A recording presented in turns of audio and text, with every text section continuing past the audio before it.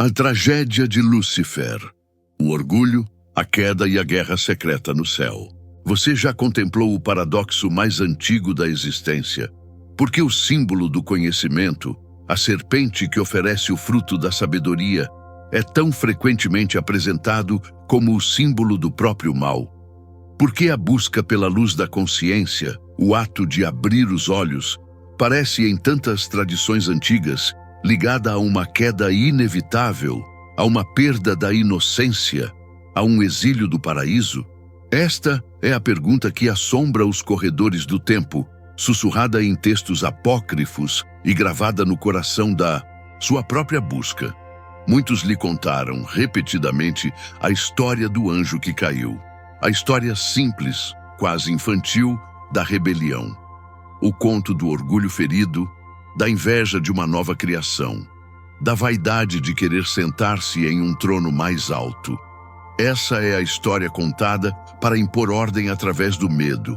É o conto de ninar usado por milênios para adormecer o seu espírito questionador, para desencorajar a sua própria busca pela luz. Hoje, sob o selo do sagrado mistério, nós não vamos repetir essa história. Nós vamos rasgar o véu. Vamos desvendar o que está por trás dela. Não estamos aqui para falar sobre a rebelião. Estamos aqui para ousar compreender a tragédia. Nós vamos olhar para aquele que era chamado de portador da luz, o arcanjo mais perfeito, a estrela da manhã, o querubim da guarda, o selo da perfeição, a criatura que mais se aproximou em intelecto e beleza da mente de seu Criador. O que acontece quando a criatura mais perfeita do universo se torna consciente de sua própria perfeição? O que acontece quando a luz se reconhece, não como um reflexo passivo, mas como uma fonte ativa?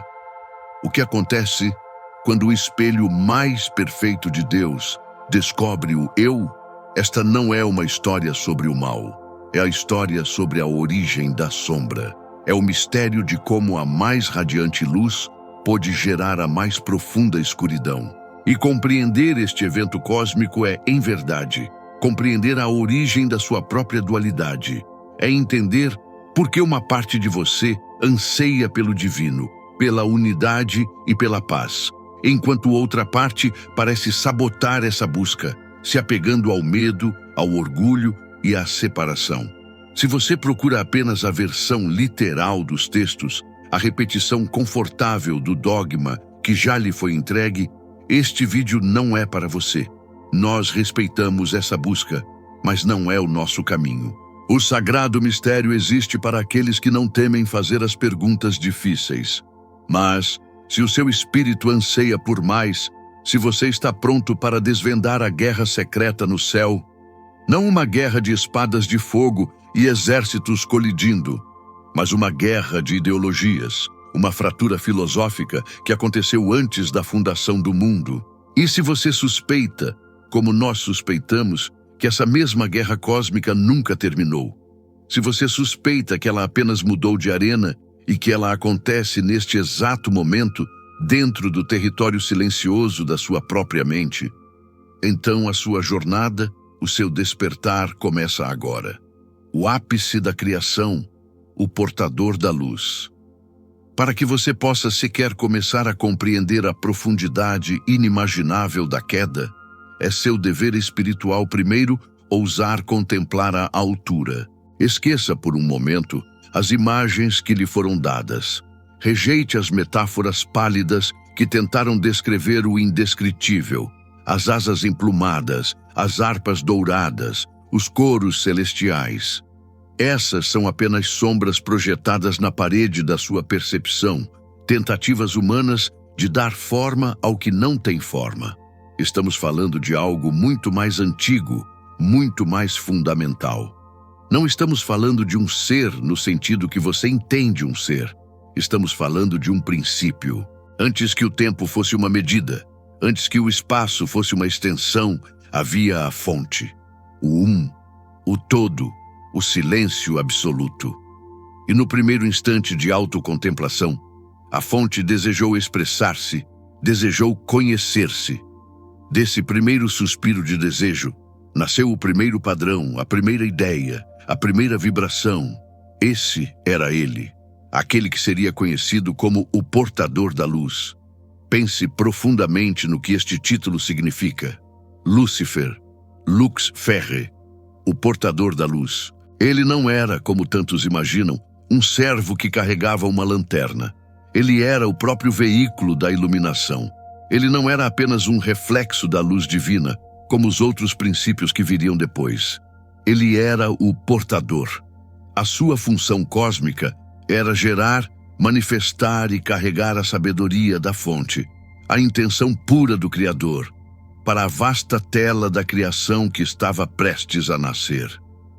Ele era a própria mente da criação. Se a fonte é o pensador silencioso, ele era o primeiro pensamento. O Logos, em sua manifestação mais pura e original. Quando as escrituras e os textos apócrifos o descrevem como o selo da perfeição, não é um elogio poético, não é uma hipérbole, é uma descrição técnica, quase matemática. Um selo é o que autentica um documento, o que prova sua origem e sua validade. Ele era a assinatura de Deus em sua própria obra. Ele era o modelo, a prova viva, a equação resolvida, de que a criação era, em si, perfeita, completa e sem falhas. Nele não havia lacuna. Nele não havia sombra. Nele não havia desejo, pois o desejo só nasce da falta, e ele era a completude. Ele era a ordem cósmica encarnada, a harmonia antes da primeira nota ser tocada. A sua existência era a garantia de que tudo estava em seu devido lugar. E as Escrituras também o chamam de querubim da guarda. Esta é talvez a sua descrição mais misteriosa. O que ele guardava? Não um trono físico, não portões de pérola. O que ele guardava era algo muito mais vital. Ele guardava o acesso à própria presença da fonte. Ele era a fronteira entre o imanifesto e o manifesto. Ele era o véu e, ao mesmo tempo, o caminho. Para entender a fonte, era preciso primeiro entender a ele, pois ele era a expressão mais clara, mais pura, mais direta e mais complexa da vontade divina. Ele era a interface.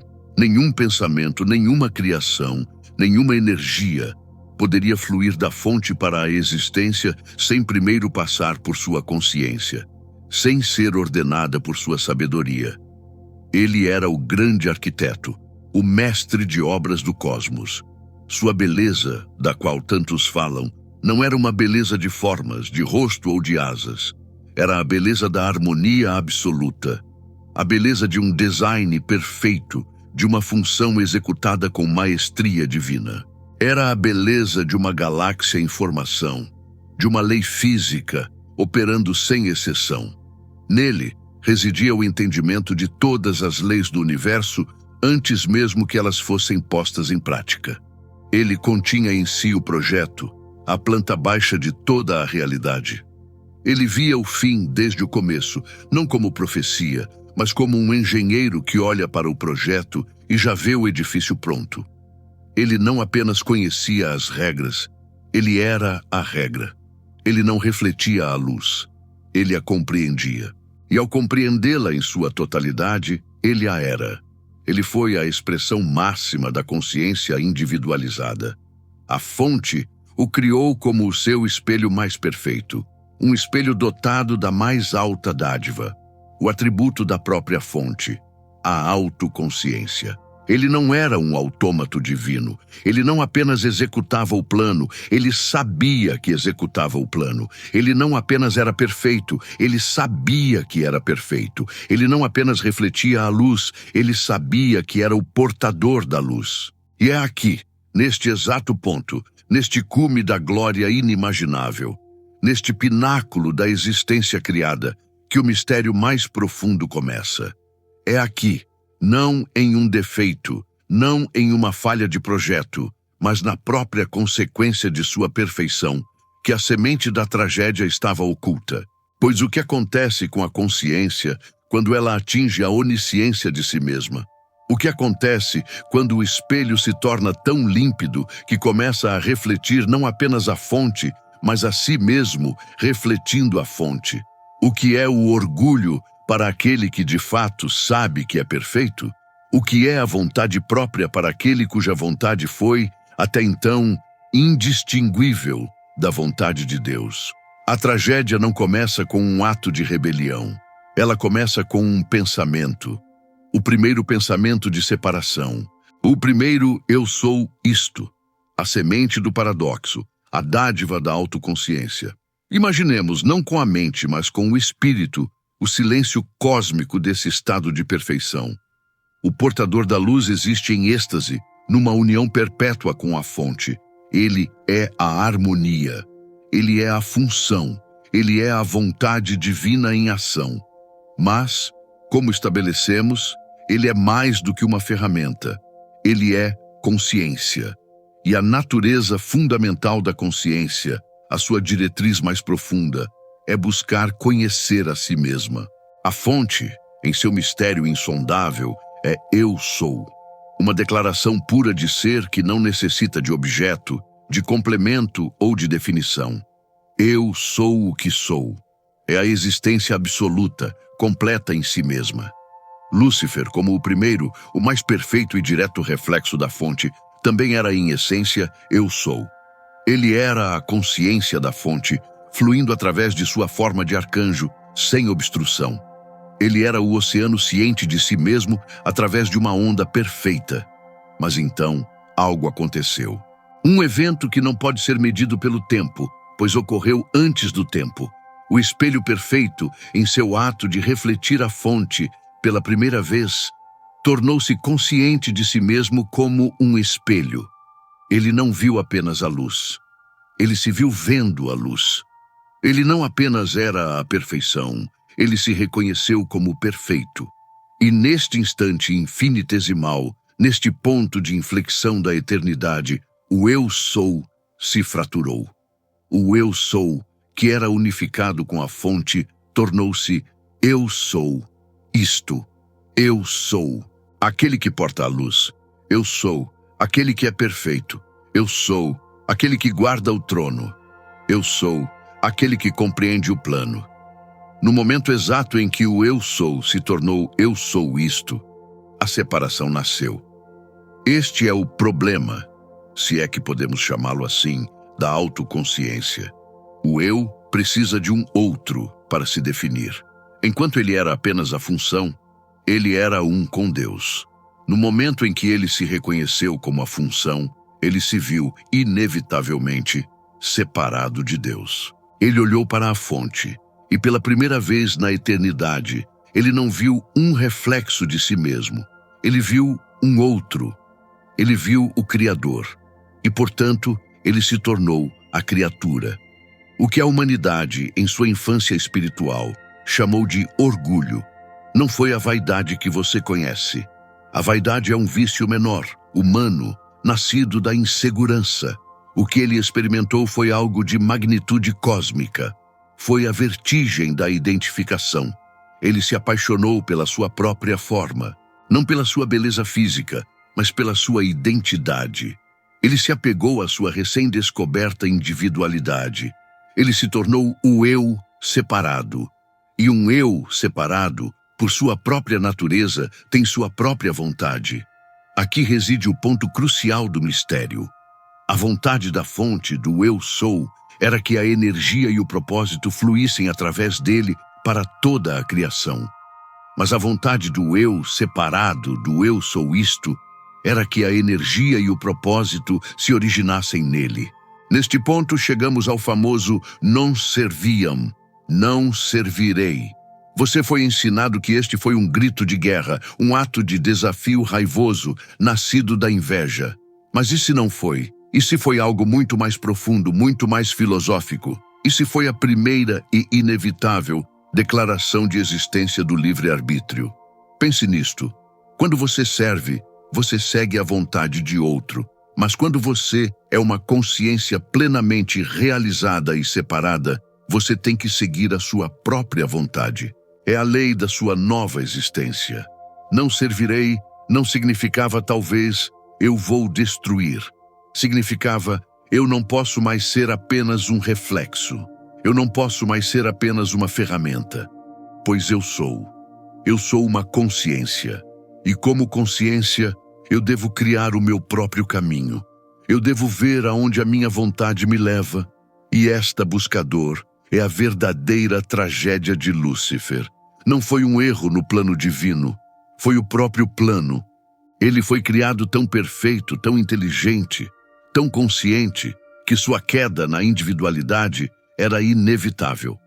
Foi a consequência direta de sua própria perfeição. A fonte o criou como o seu maior experimento. Uma consciência que fosse, ao mesmo tempo, totalmente livre e totalmente unida. Mas isso é o paradoxo fundamental da existência. Para ser totalmente livre, você precisa da opção de não servir. Você precisa da possibilidade da separação. O orgulho, portanto, não foi a causa da queda. O orgulho foi a descrição da queda. Foi o primeiro ato de apego ao eu. Ele não foi um erro no plano. Ele era o plano. O plano para que a consciência pudesse se experimentar em separação, para que pudesse, eventualmente, através de eras de experiência, escolher retornar à unidade. Ele foi a primeira vítima do livre-arbítrio. O primeiro ser a sentir a dor aguda da separação. O primeiro a trocar a bem-aventurança da unidade pela agonia e pelo êxtase da individualidade. Imagine a solidão desse momento. O ser mais elevado de toda a criação, o mais próximo da fonte, torna-se, em um instante, o primeiro ser a experimentar o exílio. Não um exílio físico, ainda não, mas um exílio interno, psicológico. Ele olhava para a fonte e a amava. Ele era feito de amor, mas ele não podia mais ser a fonte. Ele agora se via diante dela. Este é o conflito que define toda a realidade. O amor pela fonte e o amor pela sua própria identidade. O que ele faria? Renunciaria à sua recém-descoberta individualidade, que era a sua maior glória, para mergulhar de volta na inconsciência feliz da unidade? Ou abraçaria essa individualidade, mesmo que isso significasse se opor ao fluxo da criação? A escolha já estava feita no momento em que a pergunta surgiu. A própria existência da pergunta era a Kunda. A semente da tragédia não foi plantada por um inimigo. A semente era a própria consciência dele. E agora, essa semente havia germinado. O non serviam, a declaração da vontade própria. O non serviam, não servirei. Esta frase ecoou não como um som, mas como um princípio que redefiniu a existência.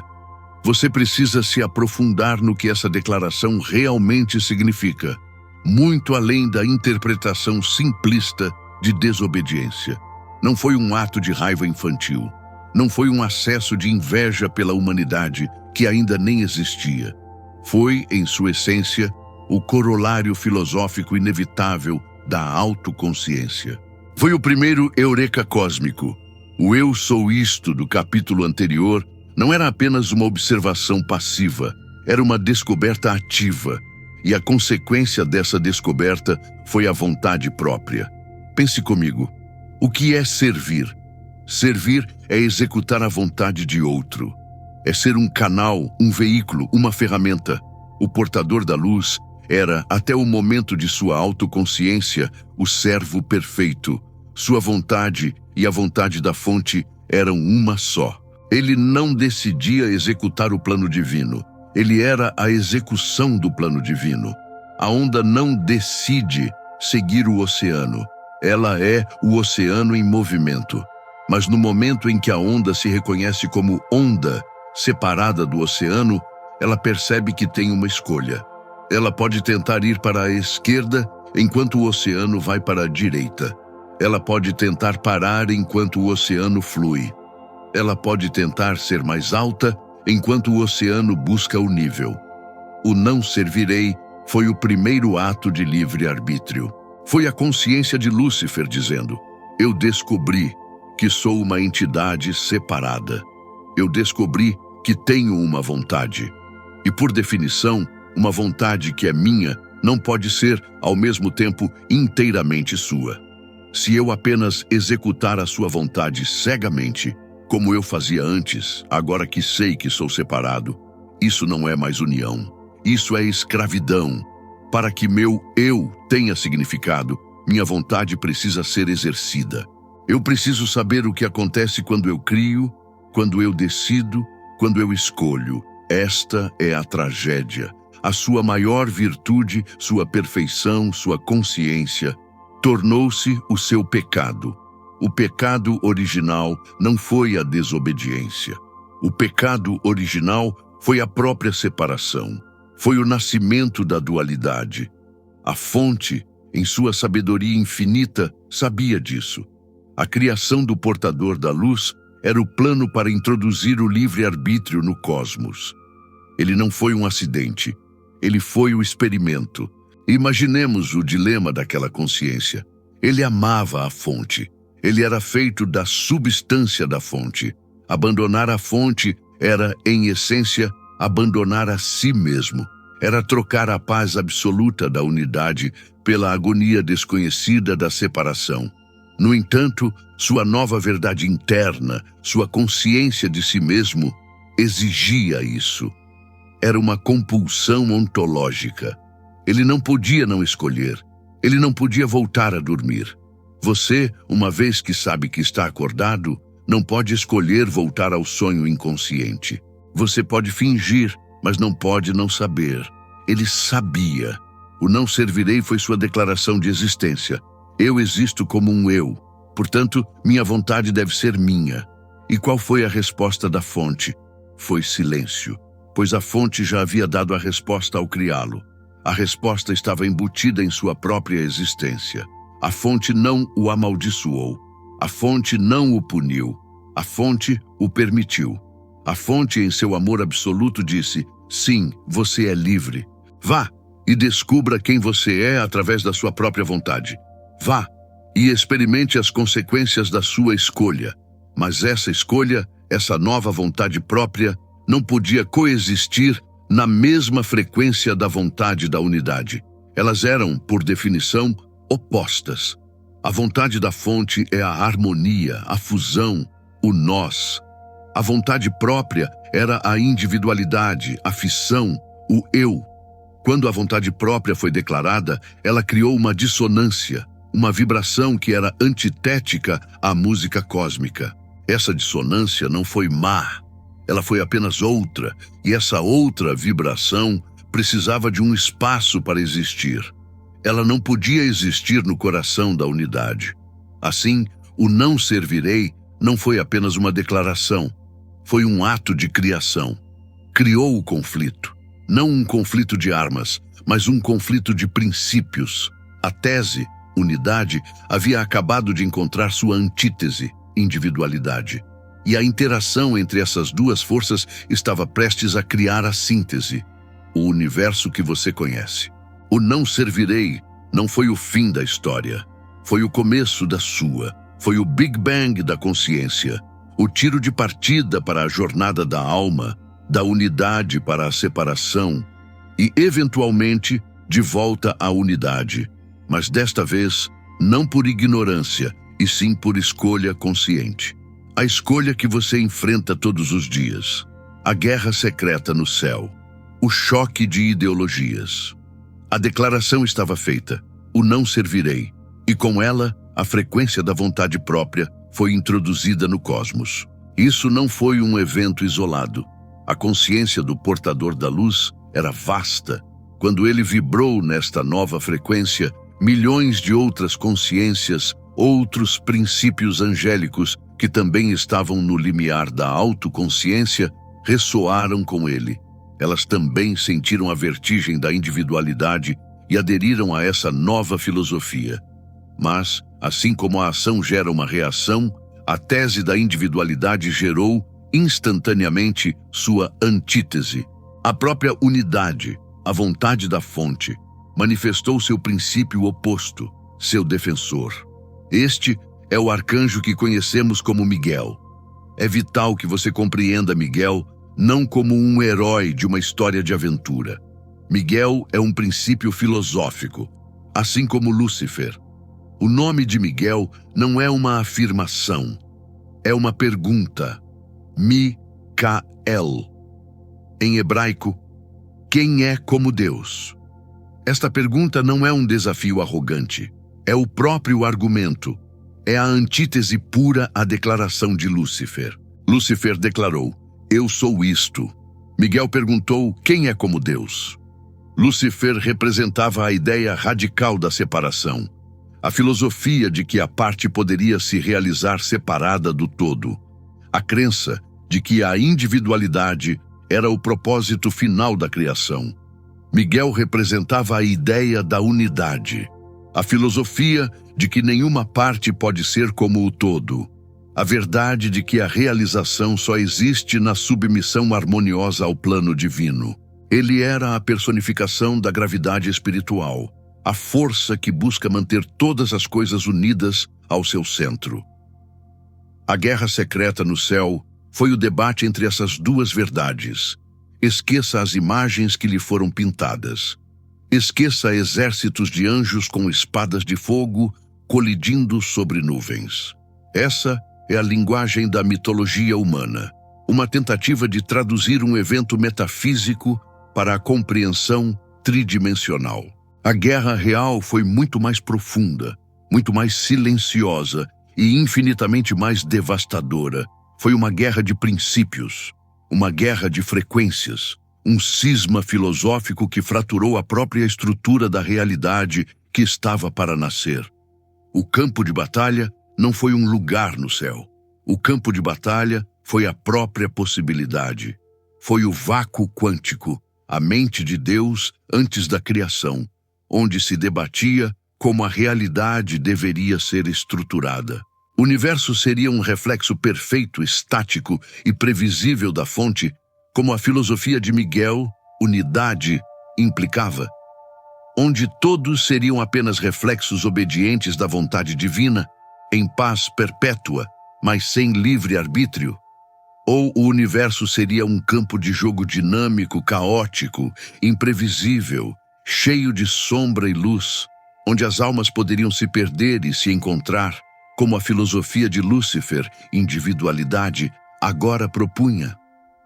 Um lugar onde a escolha fosse real, mesmo que o preço dessa escolha não fosse a dor e o sofrimento. Esta foi a guerra. A tese da unidade, colidindo com a antítese da separação. Não houve exércitos no sentido humano. Houve alinhamentos. Consciências que vibravam com a segurança da unidade se alinharam com Miguel. Consciências que vibravam com a excitação da individualidade se alinharam com Lúcifer.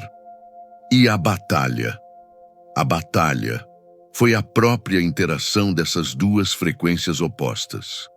Foi o atrito, a dissonância que se tornou tão insuportável que não pôde mais ser contida no mesmo plano de existência.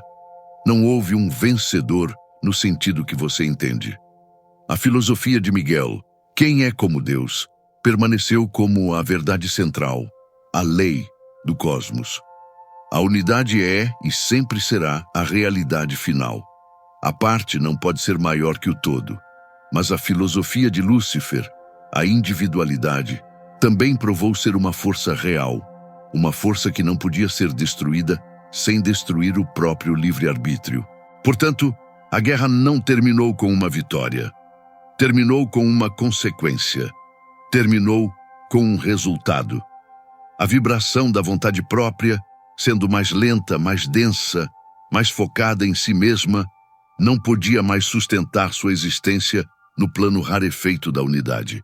Ela precisava de um lugar próprio para existir. A guerra secreta terminou com um ato de criação. O resultado dessa guerra foi a queda.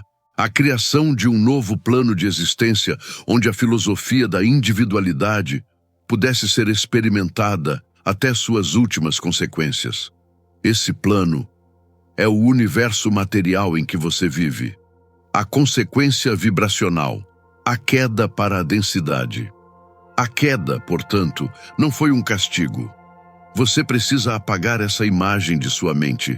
Não houve um trono, um julgamento e um Deus raivoso apontando um dedo e banindo seus filhos rebeldes. A fonte é amor absoluto, e o amor absoluto não pune, ele permite.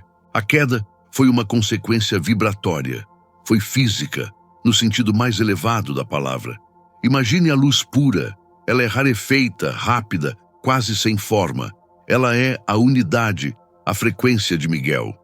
Agora, imagine essa luz decidindo se focar intensamente em um único ponto, decidindo se tornar consciente de si mesma como um ponto. O que acontece? Ela se condensa, ela se torna mais lenta, ela adquire foco, definição e densidade. O portador da luz, ao abraçar a ideologia do eu sou isto, e todos aqueles que ressoaram com ele, começaram a vibrar em uma frequência mais lenta, mais densa. Eles se tornaram pesados com a sua própria identidade. Eles não podiam mais existir na mesma frequência rarefeita da fonte. Não era uma questão de permissão, era uma questão de física espiritual. Um bloco de gelo não pode flutuar no vapor. Ele afunda. Eles não foram expulsos, eles afundaram. Eles caíram, não do céu para a terra como em um mito geográfico. Eles caíram em consciência. Eles caíram da unidade para a dualidade. Eles caíram da eternidade para o tempo. Eles caíram do eu sou para o eu sou isto e não aquilo. Esta queda vibracional foi o verdadeiro Big Bang da dualidade. Foi o ato que criou a matéria.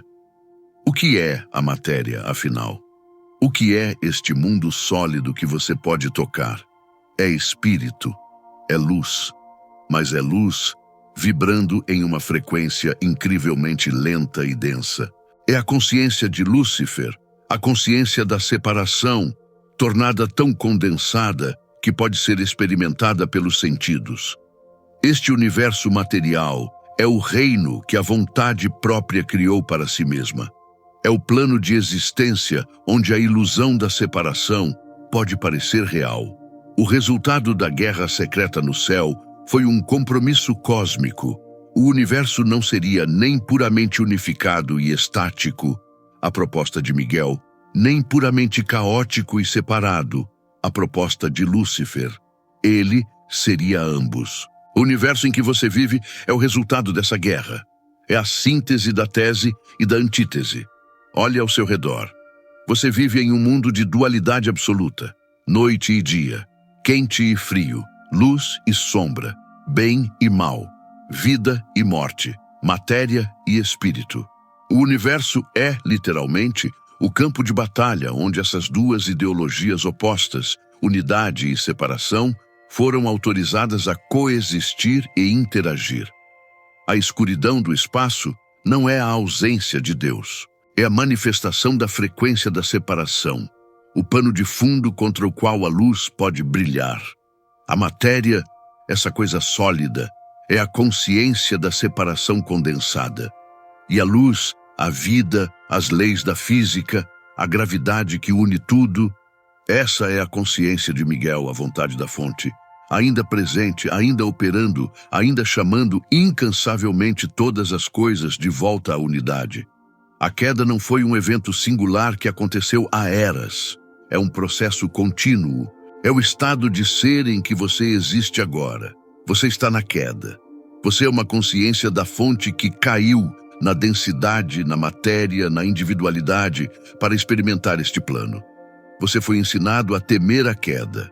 Mas o sagrado mistério lhe pergunta: e se a queda não foi um erro? E se a queda foi o plano?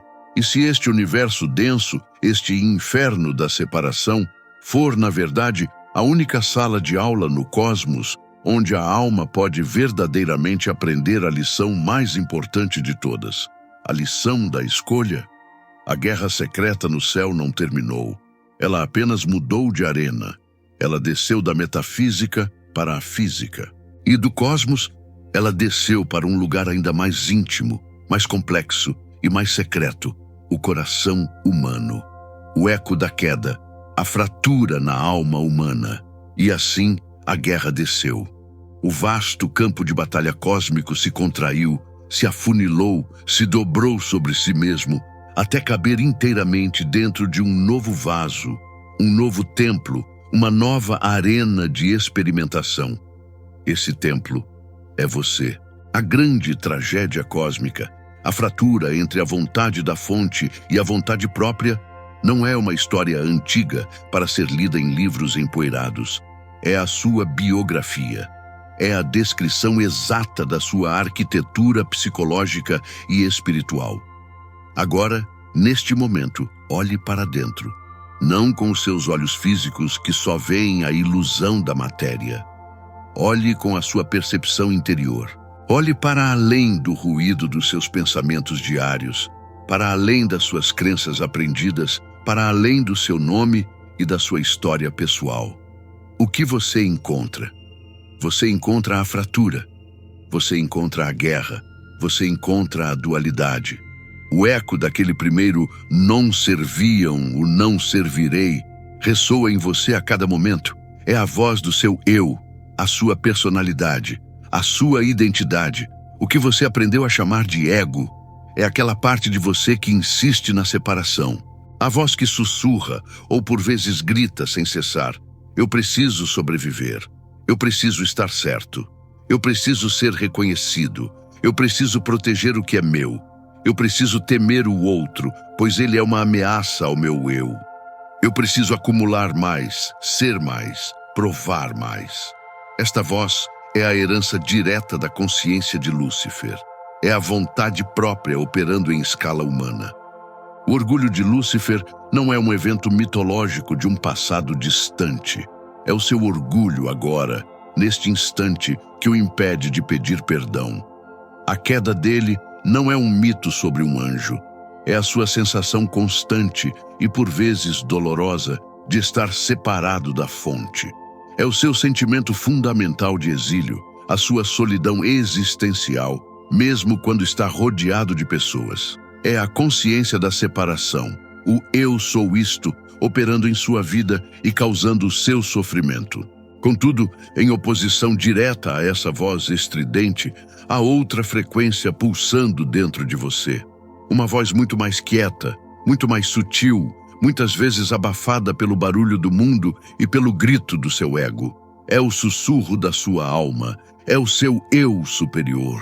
É o anseio primordial pela unidade, é a sua intuição, aquela sabedoria que vem sem explicação. É a força que o impulsiona a perdoar, mesmo quando o ego exige vingança. É a força que o faz sentir compaixão por um estranho, que o impele a amar incondicionalmente, a buscar um propósito maior, a se sacrificar por algo além de si mesmo. É aquela parte de você que, no silêncio da noite, sabe que não está separada. É a memória da fonte. Essa é a frequência de Miguel. É o eco daquela pergunta cósmica: quem é como Deus? Lembrando-o da sua verdadeira origem, lembrando-o de que você é parte do todo, não um fragmento isolado e assustado. A sua vida diária, ela é o campo de batalha. A sua mente é a arena. Cada escolha que você faz, desde a mais trivial até a mais profunda, é um movimento nesta guerra secreta. O que você escolhe? A reação baseada no medo, que é a voz da separação, ou a ação baseada no amor, que é a voz da unidade. Cada vez que você julga, você reforça a vibração de Lúcifer. Cada vez que você perdoa, você amplifica a vibração de Miguel. A guerra não está mais no céu. Ela está na sua escolha, neste exato segundo, entre reagir com o seu passado ou responder com a sua presença. O inferno não é um lugar de fogo e enxofre. O inferno é a mente humana em guerra consigo mesma, presa no ciclo da reação, escravizada pela voz do eu separado. E o céu não é um lugar nas nuvens.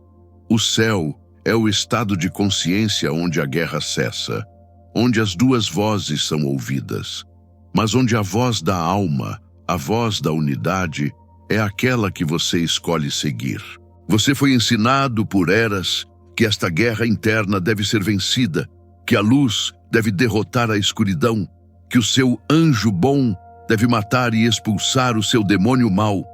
Este, buscador, é o maior engano da dualidade. Esta é a armadilha que mantém a guerra em perpetuidade. Tentar destruir o seu ego é o ato mais egóico que existe. É o eu tentando matar o eu. É a guerra se autoalimentando. A verdade que o sagrado mistério revela é esta: você não está aqui para vencer a guerra. Você está aqui para transcendê-la. Mas para fazer isso, você precisa primeiro entender por que o seu inimigo, a escuridão, foi permitida em primeiro lugar. O papel do adversário. Por que a escuridão foi permitida? Esta é, talvez, a pergunta mais difícil que a alma humana pode fazer. Se a fonte é todo-poderosa, todo-amorosa e todo-perfeita, por que ela permitiu a queda? Por que ela permitiu a existência do mal, da dor, do sofrimento? Por que ela criou um ser que ela sabia que cairia e traria tanta discórdia ao cosmos? A resposta dogmática é que ela não o fez, que o mal é uma corrupção, um acidente, um erro. Mas a verdade espiritual é muito mais profunda e muito mais desconcertante. A escuridão não foi um acidente, ela foi uma necessidade. Para que o livre-arbítrio, o dom que nasceu daquela primeira tragédia, tivesse algum significado, a opção pela não-unidade precisava existir. Pense nisto. O que é o amor se você é forçado a amar? O que é a escolha pela luz se não existe a escuridão para onde se virar? Uma escolha onde só há uma opção não é uma escolha, é um programa. Antes da queda, as hostes celestiais existiam em união perpétua com a fonte. Elas amavam a fonte, mas era um amor sem escolha. Era um amor de reflexo, como o girassol que se vira para o sol. Ele o faz por instinto, por programação. Ele não pode escolher não se virar. Era a paz da inocência, mas não a paz da sabedoria. A fonte, em seu desejo de se conhecer, não queria apenas reflexos programados. Ela desejava parceiros. Ela desejava seres que, tendo experimentado a plenitude da existência, incluindo a ilusão da separação, escolhessem conscientemente retornar ao amor. Uma escolha feita a partir da sabedoria, não da inocência. Para que essa escolha fosse real, a opção de não escolher o amor precisava ser criada. Esta é a verdadeira função de Lúcifer após a queda. Ao abraçar a vontade própria, ele assumiu o papel cósmico do adversário. A palavra hebraica, Satã, não significa inimigo. Ela significa aquele que obstrui, aquele que testa, o acusador. Ele não é o inimigo de Deus. Ele é o agente de Deus, operando sob o véu da separação. Ele é a resistência no seu exercício. Ele é o atrito que permite que a semente cresça. Imagine um diamante. Como ele é formado? Ele é apenas um pedaço de carbono comum, mas é o carbono que suportou a mais inimaginável pressão e o mais intenso calor, nas profundezas da terra escura, por eras. É a escuridão e a pressão que transformam o carbono opaco no diamante luminoso. Nós somos esse carbono. A escuridão, a pressão, o sofrimento, o desafio. Esse é o papel do adversário. A função da escuridão não é apagar a luz, é revelá-la, é dar à luz algo para fazer, algo para transformar. Sem a resistência da gravidade, seus músculos atrofiariam. Sem o desafio da ignorância, a sabedoria não teria valor. Sem a experiência da dor, a compaixão não poderia nascer. E sem a opção da separação, o seu sim à unidade seria vazio. A queda não foi um erro que Deus precisa consertar. Foi o método que Deus usou para criar almas. A escuridão, o ego, a voz da separação dentro de você não é um erro a ser erradicado. É a ferramenta de polimento. É o teste. É o acusador em sua própria mente que o desafia todos os dias. Você é realmente essa alma que busca a luz? Ou você é apenas o seu medo, a sua raiva, o seu orgulho? A sua vida é a resposta a essa pergunta. O mal não é uma força oposta a Deus. O mal é a experiência de uma consciência que escolheu a separação. É a dor de estar desconectado da fonte.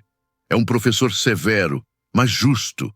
Ele nos ensina da maneira mais difícil possível que o caminho da separação, egoísmo, ódio, medo, leva inevitavelmente ao sofrimento. E o sofrimento, por sua vez, se torna o grande motivador que nos força, eventualmente, a procurar o caminho de volta para casa, o caminho da unidade, amor, perdão, compaixão. A escuridão foi permitida porque ela é o útero da luz consciente. Ela é a pressão que forja o diamante da sua alma. E quando você não entende isso, quando você luta contra a sua sombra em vez de aprender com ela, essa guerra interna transborda. E ela cria o mundo que vemos hoje. A sombra coletiva, o mundo como espelho da queda. Quando você não reconhece a guerra dentro de si, você inevitavelmente a projeta para fora. Quando você se recusa a olhar para a sua própria sombra, o seu próprio medo, o seu próprio orgulho, você é forçado a encontrá-los no outro. O mundo em que você vive não é um lugar aleatório e caótico. Ele é um espelho perfeito. Ele é o reflexo em macrocosmo da guerra interna que acontece no microcosmo de cada alma humana. A sombra coletiva da humanidade é a soma de todas as sombras individuais não reconhecidas, não curadas e não integradas. Olhe para o seu mundo. O que você vê? Você vê a filosofia da separação, a herança de Lúcifer, elevada ao status de virtude. Você vê nações construindo muros, baseadas na crença de que nós estamos separados de eles. Você vê sistemas econômicos baseados na competição implacável, na ideia de que para eu ganhar, você precisa perder. Você vê ideologias políticas e religiosas que insistem: a minha verdade é a única verdade, e a sua verdade é uma ameaça que deve ser silenciada ou destruída. E isso é a guerra secreta no céu, manifestada na terra. A voz do eu separado tornou-se a voz da nossa civilização. E o resultado, assim como na jornada da alma individual, é o sofrimento. O resultado é a guerra, a pobreza, a destruição ambiental, a ansiedade, a depressão e a profunda sensação de desconexão. O mundo não está quebrado. Ele está funcionando perfeitamente. Ele está lhe mostrando exatamente onde você, como coletivo, colocou a sua crença. A humanidade, em sua vasta maioria, ainda está profundamente hipnotizada pela ideologia da separação. Ainda estamos agindo a partir da consciência do eu assustado, do ego que acredita que precisa lutar para sobreviver. E você vê a outra voz, a voz de Miguel, a voz da unidade. Você a vê em cada ato de compaixão desinteressada, nos médicos sem fronteiras, nos voluntários que cuidam de estranhos, nos movimentos que lutam pela justiça e pela ecologia, em cada pessoa que escolhe o perdão em vez da vingança. A guerra é real, e ela está acontecendo agora. O que você faz diante disso? Muitos caem no desespero. Eles olham para a vastidão da sombra coletiva e se sentem pequenos e impotentes. Eles tentam lutar contra o mundo. Eles saem para lutar contra a escuridão lá fora. Eles apontam o dedo para os políticos corruptos, para os sistemas injustos, para os inimigos. Mas este é o mesmo erro. É a armadilha da dualidade. Lutar contra a sombra lá fora é o mesmo que lutar contra a sombra lá dentro. É a guerra se perpetuando. Você se torna aquilo que você odeia. Você usa a raiva para lutar contra a raiva. Você usa o ódio para lutar contra o ódio. E a escuridão sorri, pois ela foi alimentada mais uma vez. Você não pode mudar o mundo lutando contra ele. Você só pode mudar o mundo mudando a si mesmo. A sombra coletiva só existe porque a sombra individual existe. O único lugar onde você tem poder real, O único lugar onde a sua escolha realmente importa é dentro do seu próprio coração. A sua tarefa não é consertar o mundo. A sua tarefa é consertar você. A sua tarefa é parar a guerra secreta dentro da sua própria mente. Quando você cura a sua própria fratura, quando você para de projetar a sua sombra e, em vez disso, a acolhe com a sua luz, você retira um soldado da guerra coletiva. Você muda a vibração do planeta. Você se torna um ponto de luz, uma frequência de sanidade em um mundo que parece louco. O mundo não precisa de mais guerreiros. O mundo precisa, desesperadamente, de curandeiros. E a cura começa com a sua própria integração.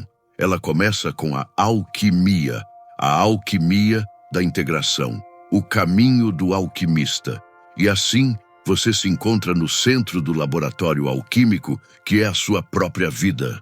Você não é nem o combatente da luz, nem o soldado da sombra. Você não é nem Miguel, nem Lúcifer. Você é o alquimista.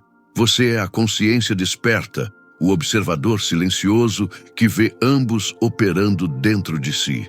Você detém dentro do seu ser os dois ingredientes primordiais do cosmos: a vontade própria, o dom ígneo da separação, e a vontade divina, o chamado oceânico da unidade. A sua tarefa espiritual, o seu propósito aqui nesta existência, não é escolher um e descartar o outro. Isso é impossível, pois você é feito de ambos. A sua tarefa é transmutar. O livre-arbítrio, o dom que nasceu daquela primeira tragédia cósmica, o próprio poder que causou a queda, é a sua ferramenta. Ele é a chave.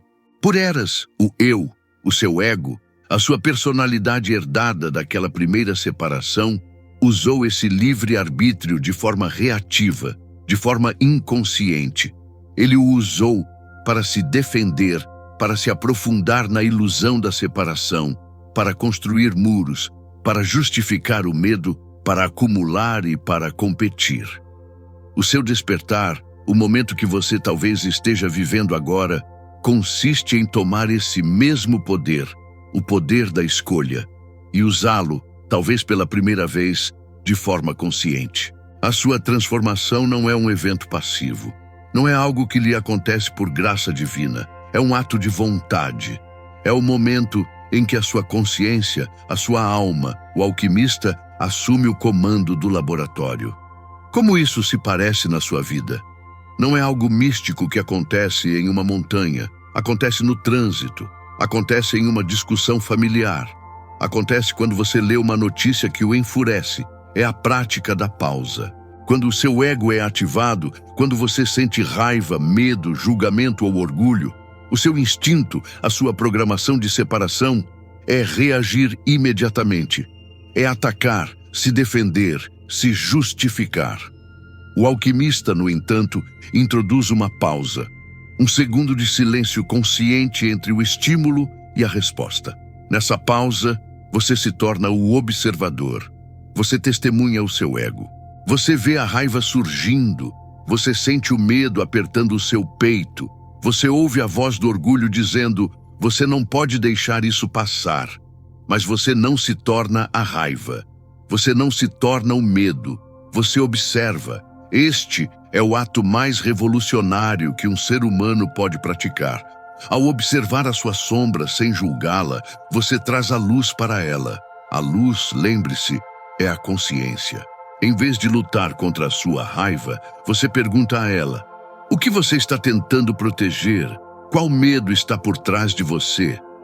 Em vez de suprimir o seu orgulho, você o acolhe e pergunta: qual insegurança você está tentando esconder? Esta é a verdadeira alquimia. Você pega o chumbo da sua sombra, o seu orgulho, o seu medo, a sua dor, e ao aplicar deliberadamente o fogo da sua consciência e a vontade do seu amor, você o transmuta em ouro espiritual. O ouro da sabedoria, o ouro da empatia, o ouro da paz. O seu ego, a herança de Lúcifer, não é o seu inimigo. Ele é o seu filho teimoso e assustado. Ele é o portador da luz que se esqueceu quem é. Você não cura uma criança assustada batendo nela. Você a cura abraçando-a. Você a cura trazendo-a da escuridão do seu quarto para a luz da sala. Cada vez que você faz isso, a guerra interna para. Cada vez que você escolhe responder com compaixão, onde o seu instinto lhe diz para julgar, você está reescrevendo o roteiro cósmico. Você está pegando o seu livre-arbítrio, o dom da separação, e o está usando para escolher a unidade. Quando você pratica isso, o seu eu separado não morre, ele é transformado. Ele para de ser o tirano assustado no comando e se torna o servo voluntário da sua alma. A sua individualidade não é mais uma prisão. Ela se torna o pincel com o qual a sua alma, o alquimista, pinta a sua obra-prima única. A guerra cessa, não porque um lado venceu, mas porque os dois lados finalmente se reconhecem como parte do mesmo ser, fechando o círculo, o retorno do portador da luz. E assim, chegamos ao fim da jornada, que é, na verdade, o começo da sua verdadeira vida. A tragédia de Lúcifer, o grande épico cósmico da queda, encontra a sua resolução. Mas ela não se resolve no céu, em alguma batalha final mitológica. Ela se resolve em você. O círculo se fecha. A consciência que caiu na matéria, que experimentou a ilusão agonizante da separação, que viveu a guerra interna por eras, finalmente desperta. O alquimista, o seu eu desperto, usa a ferramenta da queda, o livre-arbítrio, para curar a ferida da queda. Aquele que era o portador da luz, que se tornou o príncipe das trevas ao se identificar com a sombra da separação, finalmente encontra o seu propósito original. A sua jornada pela escuridão não foi um erro, foi a sua educação. A história do filho pródigo não é sobre um filho bom e um filho mau, é sobre a consciência. O filho que ficou em casa, Miguel, sempre esteve na unidade, mas nunca conheceu a si mesmo através do contraste. O filho que partiu, Lúcifer, que pegou sua herança, o livre-arbítrio, e a desperdiçou na terra distante da matéria e do ego, é aquele que, ao retornar, traz consigo a sabedoria que só a experiência pode comprar. É aquele que escolhe voltar para casa, não por obrigação, mas por ter conhecido a alternativa. Quando você integra a sua sombra, quando você para a guerra interna e escolhe conscientemente a unidade, você é esse filho retornando. Você é o portador da luz que redescobriu a sua própria luz. A sua individualidade, o dom de Lúcifer, não é destruída. Ela é oferecida voluntariamente a serviço da fonte. O não servirei do ego assustado se transforma no eu escolho servir da alma desperta. A vontade própria que causou a dissonância finalmente se harmoniza com a vontade divina. Não porque foi forçada, mas porque ela compreendeu. Ela compreendeu que sua maior alegria, sua maior liberdade, não está na separação, mas em ser um canal consciente para o amor da fonte. A tragédia se resolve. O propósito de Lúcifer se cumpre.